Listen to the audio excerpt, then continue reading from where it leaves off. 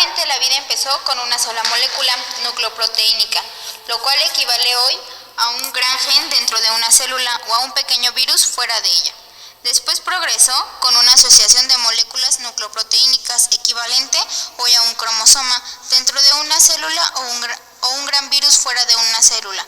La ventaja de la asociación molecular fue que la debilidad de una molécula del grupo podía ser compensada por la fortaleza de otra. De este modo fue posible la especialización. Cada molécula del grupo podía ser inviable en solitario o causar en cierta falta esencial, pero cada una de ellas podía funcionar muy por encima del promedio. En otro aspecto, una afortunada combinación en la cual no existía ninguna falta esencial entre todos los miembros del grupo podía dar como resultado un organismo que en conjunto funcionaba mucho mejor que cualquier colección de moléculas inviables, buenas pero nada especiales. El segundo cambio fue la conversión del sencillo grupo de moléculas nucleoproteínicas en uno que estaba rodeado por almacenes de comida y útiles sustancias químicas, todo ello manteniendo junto por una membrana que podía controlar la naturaleza y cantidad de las sustancias que entraban y salían. El virus se había convertido en una célula. Quizá las primeras células fueron células simples, con bajo nivel organizativo, equivalentes a las bacterias y a los simples mohomos existentes hoy. Ahora se suele considerar el cambio de virus a célula como un adelanto, un salto hacia arriba en el árbol de la vida, por así decirlo. Pero ¿qué queremos decir con esto? ¿Qué hace que un organismo sea más alto o adelantado que otro? Es la simple prueba de supervivencia. Si esto es así, la cuestión de virus contra célula desenciende el punto de la no decisión.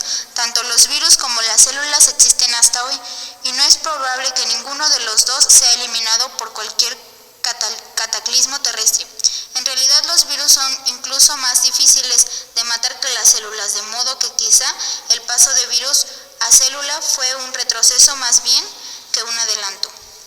De hecho, quizás el desarrollo de la vida en general fue un retroceso, ya que una roca o una molécula de agua soportarían cambios que hasta matarían a un virus, pero las palabras pueden ser definidas arbitrariamente. Somos seres humanos mirando al universo a través de los sentidos humanos e interpretando los mensajes que recibimos por medio de un cerebro humano, dominado por emociones humanas. Así pues, es perfectamente natural definir el progreso. En términos humanos, un ser humano progresa cuando asciende por la escala social utilizando la riqueza, la inteligencia, la fuerza u otro cualquier medio. La media de su progreso es su habilidad para controlar su entorno o su libertad de las presiones de dicho entorno. Lo que el hombre desea ser, su propio amo, lo cual supone una búsqueda de menores presiones y mayor control. Aplicando este concepto antropomórfico a la vida en general, podemos decir que cuando más controla un organismo su entorno inmediato o más libre está de sus presiones, más avanzado es. Tomemos un ejemplo. Un virus tiene los medios para organizar un suministro de alimento o base de duplicados de sí mismo, pero debe tomar el alimento que le sale al paso. Si consigue las moléculas necesarias, estupendo. De otro modo, debe esperar. La célula posee la capacidad de almacenar moléculas que le sirven de alimento. Durante un periodo afortunado de densidad de alimentación, puede conservar más de lo que necesita para el momento, lo cual no puede hacer el virus, lo guarda para su uso futuro. Así pues, la célula se ha liberado hasta cierto punto de uno de los elementos de casualidad en su entorno. Depende menos que el virus de su ambiente para obtener alimento. Asimismo, las células poseen la capacidad de moverse a voluntad. Los virus no. Esto no significa que todas las células se mueven. Quiere decir que algunas lo hacen en potencial. Está ahí, sin embargo, ningún virus se mueve libremente y ningún virus lo ha hecho nunca. Que nosotros sepamos sencillamente es que el potencial no está ahí. Un virus depender de alguna fuerza externa, tal como una corriente de agua para desplazarse hacia el alimento o el alimento hacia él, o para adaptarse de un peligro o para alejar del peligro de él. Sin embargo, la célula móvil puede desarrollar una actividad, búsqueda de comida, puede desarrollar y lo hace instrumentos químicos para detectar comida o peligro. A cierta distancia, tal Tal detección puede activar una cadena de cambios automáticos que resulten en un movimiento hacia la comida o en partes del peligro. De nuevo vemos que la célula es menos esclava de su entorno que el virus. En este sentido, la célula está más avanzada, un organismo que posea mayor control de su entorno, que cierto competidor está predestinado a ganar la competición. ¿Cuáles son las células y los virus? Compiten por el mismo alimento. La célula puede ir tras el alimento y atraparlo, mientras que el virus debe esperar a que la comida llegue. Por casualidad, la célula puede coger todo lo que necesite para comer, incluso almacenar el sobrante. El virus debe tomar solo lo que necesita y dejar lo restante. Como resultado, estas son las posibilidades que tiene un virus. Primero, puede simplemente ser comido en la competición y dejar de existir. Segundo, puede retirarse de la competición y encontrar un lugar para estar en donde no existan células. Tercero, puede adoptar el viejo adagio de que si no puedes vencerlo, únete a él, convirtiéndose así en un parásito. Los virus que existen hoy han seguido la tercera vía. Si alguna vez hubo virus de vida independientemente, ahora no existe ninguno de ellos. Los virus actuales utilizan células para alimentarse y como resultado sobreviven la mar de bien. La célula utiliza su mayor control del ambiente para conseguir el alimento necesario y entonces el virus se presenta y aprovecha este alimento. Este es un modo tan atractivo de competición desventajosa que como alternativa ha sido escogido una y otra vez en el curso de la evolución. Algunos tipos de organismos, por estar seguros, acabaron extinguiéndose. Algunos se vieron forzados a ocupar espacios viables menos deseables, en los cuales había menos competición, si bien conservaron su independencia y en algunos casos hicieron asombrosos progresos de formas inesperadas. Pero siempre ha existido el señuelo del parasitismo. Hay parasitos de todos los niveles del progreso de la vida, y si lo que cuenta es la supervivencia, el parasitismo ha resultado brillante, provechoso en amplia medida. Sin embargo, el control parasitismo del entorno es regresivo, actúa escogiendo un entorno sumamente especializado y vinculándose a él por completo. Cualquier mínima alteración del ambiente, tal como la muerte del organismo anfitrión, mata al parásito. Además, al ajustarse el ambiente, se produce una inevitable regresión a más bajos niveles organizativos. Después de todo, el ambiente es tal ideal que no exige casi nada al parásito, de modo que el parásito hace sus progresos solo para la senda del retroceso. El parasitismo supone una buena vida. Es como un jardín de Edén. Se debe evitar solo como la muerte. Según se hacía la célula más elaborada en su carrera, por su mayor control del entorno y por las consecuencias ventajas de su eterna competición mutua para lograr alimentos y seguridad, se produjo un cambio fundamental que persiste hasta a nuestros días. Algunas células desarrollan clorofila y se vieron libres de la lucha por el alimento, en el sentido de que en el sucesivo necesario solo agua, dióxido de carbono, ciertos minerales y luz solar, todo lo cual era ubicuo o inagotable. Estas células y sus descendientes son los miembros del reino vegetal. Las otras células que con sus descendientes formaron el reino animal siguieron exigiendo sin clorofila para conseguirlo. Esto debe comer materia orgánica ya creada, o bien los restos de células anteriormente vivas, o las células intactas de la planta, o la célula intacta de animal, que ya está viviendo en uno de ambos de los dos primeros elementos. Así pues, es cierto, en cierto sentido, las células animales viven también en dióxido de carbono, agua, minerales y luz solar, aunque utilizando un intermedio. Eso del intermedio no es asimismo una forma de parasitismo. ¿No será eso también el estilo de muerte en el jardín del Edén, de las que antes he hablado en tono de advertencia? La prueba en favor de considerar la vida animal generalmente como parasitaria es esta. La vida de las plantas en algunas de sus formas puede continuar existiendo identificadamente aun cuando fuera destruida la vida animal, pero no sería así. En caso contrario, ninguna vida animal existiría durante más de un corto periodo de tiempo después de la destrucción de la vida vegetal. Por añadidura, ya que la vida se mantiene de la energía solar por medio de un intermediario que produce el animal, despilfarrarlo asociado con los intermediarios en todos los casos. En números redondos son necesarios unos 5 kilos de plantas para mantener medio kilo de animal, de modo que la masa total de la materia viviente en la Tierra es 90% vegetal y 10% animal. Sin embargo, veamos la otra cara del asunto. La vida animal no reúne todas las características del parasitismo, o sea, que la comida se convierte en su entorno. Un auténtico parásito vive en su alimento y no necesita buscarlo, con excepción de la búsqueda original hasta encontrar a su anfitrión. La vida animal debe buscar su alimento constantemente y por lo tanto no es verdaderamente parasitaria. El hecho de que su comida particular sea la célula de una planta en el lugar de, por ejemplo, una piedrecita no es más que una diferencia de detalle. De hecho, es la vida vegetal la que está rodeada por aire y agua, minerales y luz solar que contribuyen su alimento y sin embargo es la célula de la planta la auténtica parasitaria.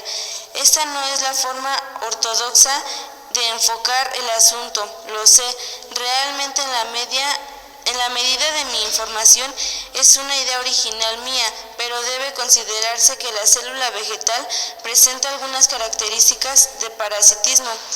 Muestra un inferior control de su entorno en comparación con las bacterias, aparentemente más simples. Algunas células de bacterias pueden moverse en voluntad, las células vegetales no pueden hacerlo. Las células vegetales son tan inmovibles como los virus. La célula vegetal almacena y gasta energía lentamente y vive bajo un nivel de intensidad. De hecho, no viven, vegetan. Por otro lado, la célula animal puede gastar energía en una proporción limitada solo por la cantidad de material vegetal que puede consumir y transformar por metabolismo por unidad de tiempo, mediante la habilidad de moverse a voluntad, de vivir más rápidamente. En general, la célula animal puede controlar un entorno mucho más que puede hacerlo la célula vegetal. Para expresarlo de la forma más sencilla, usted puede morder una zanahoria, pero la zanahoria no puede devolver a usted el mordisco. Así pues, la conclusión es que la célula animal está más avanzada que la célula vegetal. En general, la continua elaboración de células supone casi inevitablemente aumentos de tamaño. Las células más complejas son las de mayor tamaño. Cuanto más grande es una célula, de mayor cromosomas puede contener, o más numerosos pueden contener una enzima. Puede almacenar más comida, puede generar más energía, más puede dividirse en subdivisiones especializadas. Resumiendo, una célula grande puede hacer más que una célula pequeña. Y es probable que sea, según la definición que hemos empleado aquí, más avanzada. Pero conforme las células son más grandes, los problemas aumentan. La proporción en que entra alimento en la célula y salen los desechos depende de la superficie de la célula. Las necesidades alimentarias totales de una célula dependen de su volumen, pero a medida de que la célula aumenta de tamaño, el volumen aumenta como el cubo de diámetro y la superficie solo como el cuadrado se mantiene en su forma esférica. Se alcanza enseguida un tamaño en donde ya no hay bastante superficie para alimentar el tamaño aumentado. Una alternativa sería abandonar la forma esférica. Las células deben de ser largas, planas e irregulares. El único problema es que la forma esférica requiere la mínima energía para mantenerse. Cualquier desviación supone un ingreso de energía, un ingreso que es mayor según aumenta el tamaño de la célula. Las pequeñas células bacterianas pueden tener forma de bastoncitos, pero para células mayores aisladas esto supone una gran proeza. La ameba puede sacar eudópodos romos. Al paramédico puede tener forma de pastilla, pero aún así se alcanza rápidamente el tamaño máximo. Otra alternativa de las células es quedarse pequeña y razonablemente esférica, pero permanecer unidas después de la división celular. De este modo se forma un grupo de células que poseen todas las ventajas que proporciona la manifestación, al tiempo que deja estar a cada individuo dentro del límite de seguridad de la ley del cubo cuadrado. Así pues, las colonias de células, tanto vegetales como animales, se han podido formar y se han formado. No es grande la ventaja de una colonia de células, así se trata simplemente de una colección de células independientes por completo y nada más sobre las células demasiado separadas. Sin embargo, la existencia de una colonia de células hace posible la especialización a nivel celular. Las más afortunadas colonias de células en el reino animal, por ejemplo, son las esponjas, que pueden alcanzar tamaños enormes cuando se la compra con células individuales. La esponja está formada por varios tipos de células especializadas, cada una de las cuales desempeña una función particularmente bien. Hay un tipo de segrega, un material fibroso y gelatinoso que mantiene y protege simultáneamente una colonia, de modo que la colonia en su totalidad está más segura y mejor protegida de las presiones del ambiente que pueda estarlo cualquier célula dividida. Otra célula de la esponja tiene flagelos que pueden desviar una corriente, que pueden traer partículas de comida a la colonia y expulsar los desechos. Otras incluso tienen poros a través de las cuales pasan el fluido. Esto lleva una división de trabajo como un consiguiente aumento general de la eficiencia. Sin embargo, en una colonia de células, incluso tan complicada como la de las esponjas, la célula individual no ha renunciado a sus derechos de primogenitura. Cada célula individual de una esponja puede, y a veces lo hace, deambular por su cuenta e iniciar una nueva colonia. Pero llevemos este fenómeno a su conclusión lógica. Para aumentar la eficiencia de una colonia celular será necesaria una especialización cada vez mayor. Cada célula debe esperarse constantemente en su labor particular, aun cuando ello signifique abandonar otras habilidades. Las definiciones de una célula serán subsanadas en definitiva por sus vecinas. Esto es la conversión de gen en cromosoma en un nivel superior. Eventualmente la célula individual de una colonia se vuelve tan especializada que ya no puede existir solo como parte de un grupo. Cuando alcanza este punto nos vemos frente a algo más que una colonia de células. Tenemos un organismo multicelular, pero ahora la célula individual está completamente a merced del organismo multicelular como un todo. La célula no puede vivir fuera del organismo y es por lo tanto un parásito dentro del organismo. ¿No supone esto una regresión? Eso sería así considerado solo la célula individual, pero la célula ya no es todo el organismo, ya no cuenta como una medida de progreso, ahora es toda la colección de células a la que tiene consistencia de vida. Eso lo podemos ver en nosotros mismos. A nosotros no nos afecta que millones de nuestros glóbulos rojos mueran cada minuto o que nuestra piel se vea constantemente renovada, solo por la continua muerte de células justamente debajo de las epidermisiones. Una herida que dañe o mate millones de células no tiene consecuencia inquietante si puede curarse. Si es absolutamente necesario, sacrificaremos una pierna para salvar nuestra vida. Definitivamente, mientras persiste la consistencia del conjunto, las partes solo son consecuencias secundarias. No tenemos más remedio que aplicar este principio a otros organismos multicelulares, aun cuando estemos completamente seguros de que la consistencia de vida en el sentido humano no existe en ellos. El equivalente sea el que existe. Existe de todos modos, y con la aparición del organismo multicelular, modos. Y con la aparición del organismo multicelular debemos considerar solo el organismo, no las células que lo componen. Debo aclarar que lo denomino progreso no solo supone necesariamente ventajas. La célula está más desarrollada en el virus, pero es más fácil de matar. Aunque la célula tiene mayor control en su entorno dentro de ciertos límites, puede soportar menos bien la presión del ambiente más allá de esos límites. Similarmente, un organismo multicelular es en ciertos aspectos más susceptible de morir que una célula individual. Una célula individual es potencialmente inmortal. Si se le dan suficiente alimento y seguridad, crecerá y se va a dividir eternamente. Sin embargo, el organismo multicelular depende no solo de las células que lo componen, sino de la organización entre ellas.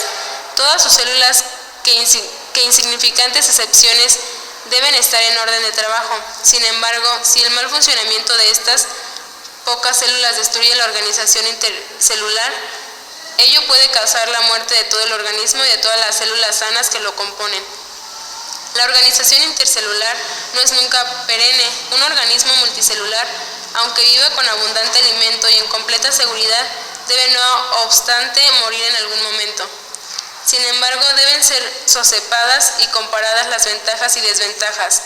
Volviendo a la mirada del sinuoso camino de la evolución, debemos concluir que la mayor flexibilidad de la célula dentro de unos límites supone una mayor fragilidad. Dentro de esos límites, del mismo modo, la mayor flexibilidad del organismo multicelular supone el hecho de que llegó el mundo a la muerte inevitable. De hecho, incluso una aparente desventaja podría convertirse en debe hacer la provisión para la formación de uno o más organismos multicelulares nuevos antes de que muera el viejo. Esto se hizo y oportunamente el sistema fue perfeccionado hasta el punto en que requirió la cooperación de dos organismos para producir un nuevo. Al inventarse la reproducción sexual, llegó el eterno intercambio de cromosomas con cada generación. La variación entre individuos se hizo más común y más drástica, con lo cual se aceleró el curso de la evolución. Es interesante notar que el reino vegetal, con su vida más fácil y superatísimo con respecto del sol, el aire y el agua, no efectuó en progreso hacia el multicelularidad, ni tan extensiva ni tan intensivamente como el reino animal. De hecho, las plantas marinas nunca progresaron más allá del estadio de colonia celular. La más sofisticada alguna es solo una colonia de células. Solo cuando las plantas invadieron la tierra firme y se hizo más difícil obtener el agua y los minerales, se tuvieron que desarrollar órganos especializados para captar el suelo esas sustancias, así como otros órganos para recoger la luz solar, comunicar agua desde todos los tipos de organismos que he mencionado hasta ahora. Sobreviven aún hoy en nuestro mundo actual, posiblemente después de 2 millones de años de vicisitudes ambientales. Aunque no necesariamente en su forma original, indudablemente todo continuará sobreviviendo, a menos de que se produzca un cataclismo planetario. Sin embargo, la supervivencia por sí sola no representa nada en base al control del ambiente. Los tipos de organismos pueden presentarse como en la figura. Las flechas incluidas no pretenden indicar líneas de descenso, por supuesto. Por el contrario, señalan la dirección del mayor control del entorno. No parecen que la decisión sea difícil. Obviamente, el organismo del animal multicelular es el más avanzado de los presentados. Podemos decir que gobierna la Tierra. Los animales multicelulares, entre los cuales me debo incluir, están divididos en un número de amplios grupos llamados filos. En cada filo puede haber una gran diversidad, pero se mantiene cierta uniformidad de plan general del cuerpo. Por ejemplo, no se debe pensar que hay mucha semejanza entre ustedes y un pez, pero tanto ustedes como el pez tienen los huesos dispuestos de forma similar. Ambos poseen un corazón, la sangre de ambos contiene sustancias químicas similares. Ambos poseen 4 miembros distribuidos en 2 pares. También ambos tienen 2 ojos y una boca que forma parte de la cabeza. Y así sucesivamente. Anatomistas y zoólogos encontrarán centenares de otras evidentes semejanzas físicas. La causa en que ustedes y el pez pertenecen al mismo filo. Ahora, compárense con una ostra. Quizá no conseguirán encontrar similitudes, excepto porque tanto la ostra como ustedes son multicelulares. Diferentes filos, ¿comprenden? Por supuesto, la división exacta en filos es una obra del hombre, y no todas las autoridades se ponen de acuerdo acerca de las criaturas que deben pertenecer a cada filo. En cierto modo, la naturaleza nunca se organizó pensando en los frutos clasificadores. Es triste, pero cierto. Sin embargo, la enciclopedia científica, que es la que tengo a mano, recoge 21 filos de animales multicelulares. Resulta interesante comprobar que los 21 intentos de variar la organización básica funcionaron, en el sentido de que las criaturas pertenecientes a cada filo sobreviven hoy y probablemente sobrevivirán en el futuro previsible. No hay rastros fósiles en ningún filo distinto, que yo sepa, que ahora esté completamente extinguido.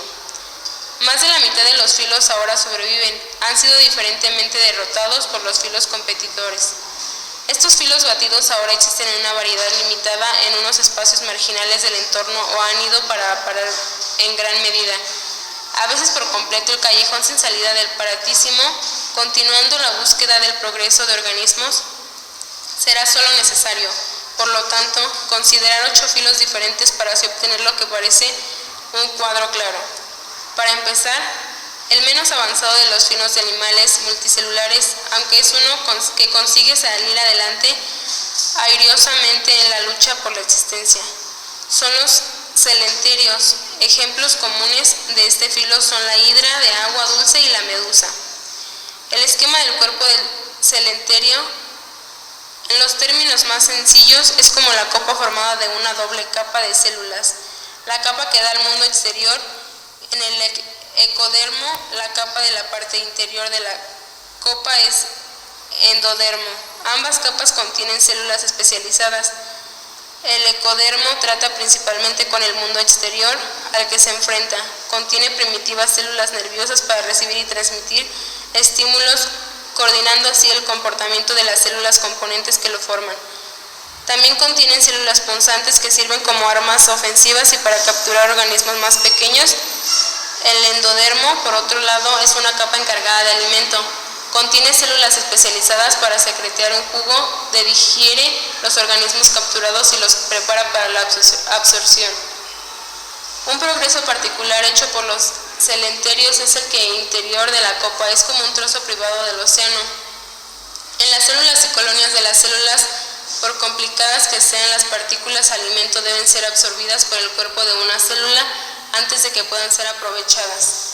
Por el contrario, los celenterios pueden proyectar partículas al interior de la copa, que es un primitivo saco digestivo o intestino, y ahí digerirlas. Las células del endodermo necesitan solo absorber los productos disueltos de la digestión, no la partícula en sí. De este modo se pueden aprovechar a la vez muchas partículas de alimento. También se pueden aprovechar partículas individuales considerablemente mayores que una célula.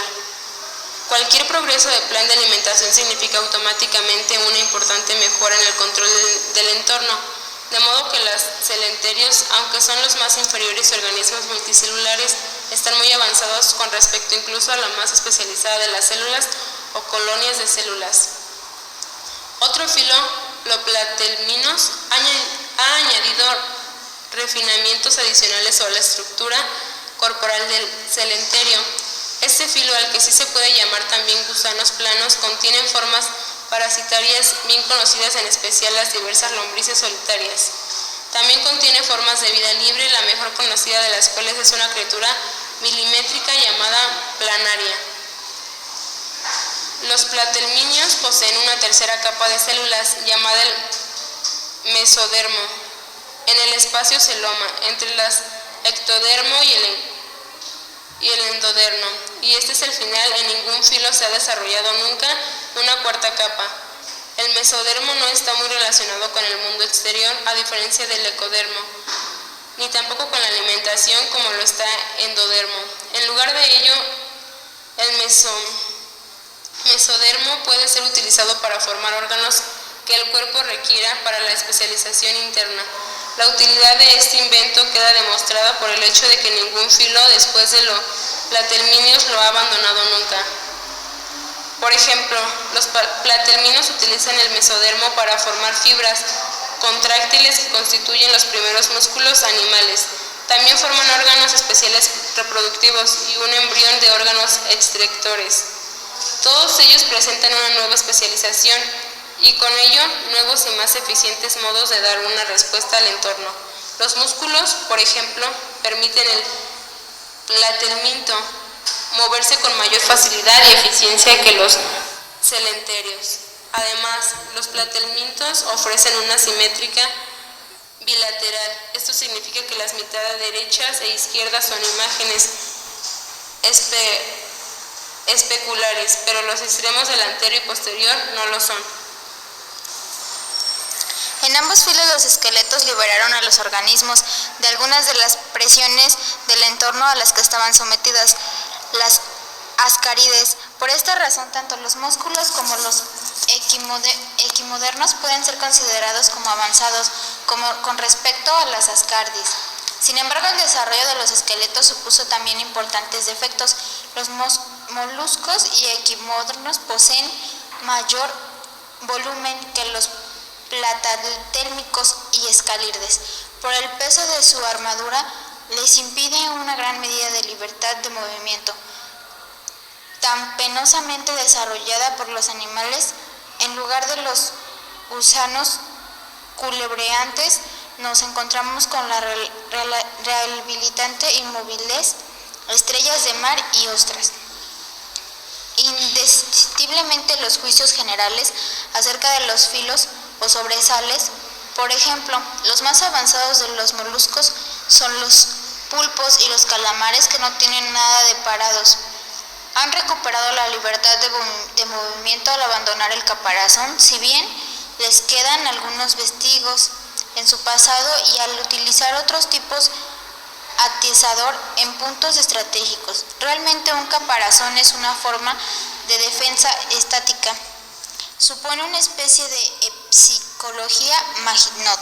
El animal se retira a una fortaleza y parece ya muy capaz de elaborar regimientos en su cuerpo que puedan suponer un ataque contra el entorno, y las grandes victorias en el campo de la evolución siempre se consiguen con grandes ataques. Así pues, el caparazón es una muralla que impide a la criatura conocer al mundo. Se ve menos bombardeada por estímulos a causa de un escudo protector, de modo que es menos apta para desarrollar respuestas rápidas y adecuadas. Sin embargo, este caparazón ofrece ventajas que compensan ampliamente de todas esas desventajas, y les queda solo adaptarse, mejor mantener sus ventajas minimizando sus desventajas. Volveré a esto, pero antes queda el tercer desarrollo a partir de las escarides, uno que representa un esqueleto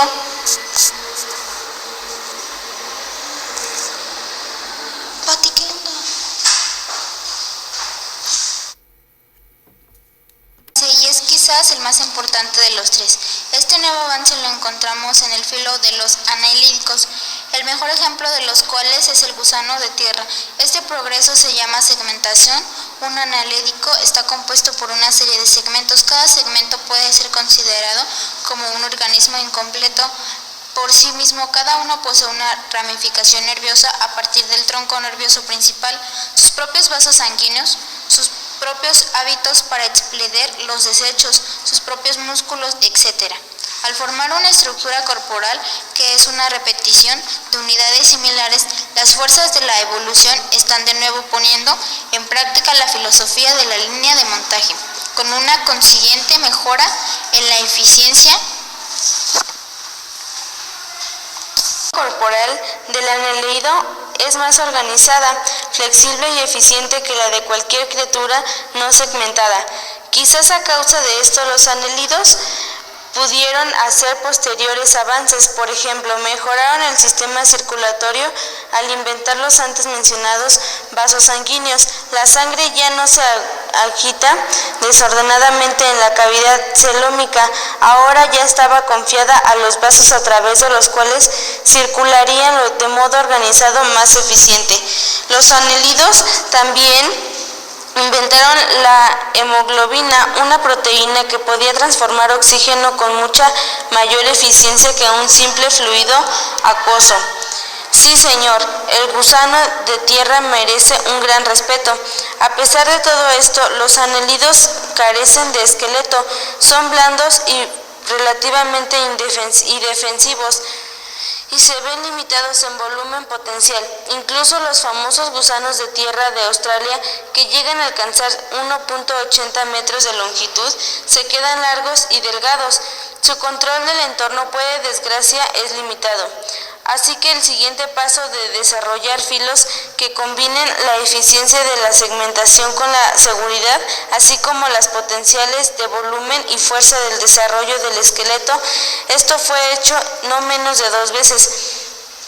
A partir de los anélidos probablemente se desarrolló el filo de los artrópodos, incluyendo langostas, arañas, los 100 pies y los insectos. Estos conservaron la segmentación de los anélidos, pero añadieron a esto la noción del exoesqueleto, originado por los moluscos. El exoesqueleto del artrópodo fue, sin embargo, un gran progreso sobre el exoesqueleto del muslo. El anterior no fue un compuesto inorgánico duro, quebradizo, inflexible. En lugar de ello, fue un polímero orgánico llamado quitina, la cual es más ligera, dura y más flexible que el caparazón de carbonato de calcio que poseen los moluscos.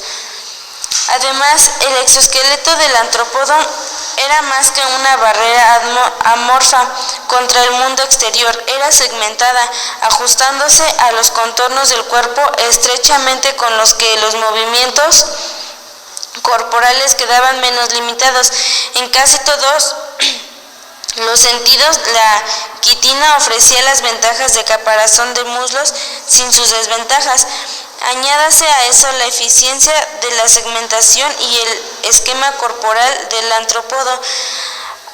Obviamente ofrece un adelanto con respecto a los anelos y los moluscos. Surgió un segundo filo probablemente a partir de los equidermos, en un momento posterior a que hubiera inventado el endoesqueleto, pero antes de que hubieran desarrollado la regresión adulta a la simetría radial.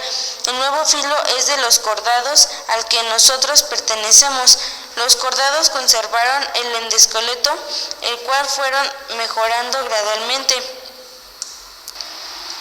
Convirtieron el primitivo pseudocaparazón de los equinodermos en un sistema de vigas internas bastante ligeras, considerablemente fuertes y de una enorme eficiencia. Combinaron esto en la introducción y en la segmentación. Les sorprendería descubrir con ustedes cómo un cordado están segmentados. La segmentación no es claramente visible entre los cordados, como entre los otros dos filos segmentados. Por ejemplo, entre los anélidos resulta claramente visible en el gusano de tierra. Entre los artrópodos se ve fácilmente en el sin pies. Sin embargo, aunque no claramente visible, existe entre los cordados e incluso en el ser humano, que parece exteriormente de una sola pieza. Un minucioso examen de sus músculos, vasos sanguíneos y fibras nerviosas revela la existencia de segmentación en el sistema excretorio y reproductivo en el embrión del cordado. Inclusive en el humano muestra una indiscutible segmentación, si bien esto queda algo confuso debido a cambios secundarios producidos en el adulto. Y esto lo pueden comprobar ustedes mismos, palpando su columna vertebral. Cada vértebra representa un segmento. Esto queda más de relieve en el pecho, donde cada segmento no solo posee una vértebra, sino también un par de costillas. O miren el esqueleto de una gran serpiente, si alguna vez tienen la oportunidad de ello. Con esto acaba la marcha de los filos. Nadie pone en control del entorno, por lo tanto, duda que los artrópodos y los cordados son los más desarrollados e importantes de los filos. Puede decirse, si me permite, que dominan el mundo. De hecho, su papel puede ser permanente, pues me pregunto si alguna vez llegarán a formar nuevos filos. Desde luego, desde hace mucho tiempo no se ha formado ningún nuevo. La vida pudo empezar hace 3.000 millones de años y probablemente pasó la mitad de su existencia en la forma unicelular. Con el trascendental descubrimiento de la multicelularidad, pudo producirse una explosiva exploración de las diversas versiones de la multicelularidad. Para el tiempo en que aparecieron los primeros fósiles, los 21 filos ya existían. hasta los cordados y artrópodos, los últimos en aparecer y existían en forma primitiva, al menos de hace 60.000 millones de años. Desde entonces no se han formado nuevos filos. ¿Significa que esto que la vida ha perdido su capacidad de perfección? Desde luego que no. Por un lado hay mucho espacio para posteriores, progreso y refinamiento en los filos de los cordados y artrópodos. Por otro lado, si la marcha de los filos ha terminado, puede obedecer a que se hayan agotado las potencialidades de la multicelularidad. La vida puede estar preparándose para el paso más allá de los filos, y a esto quiero referirme en mi siguiente artículo.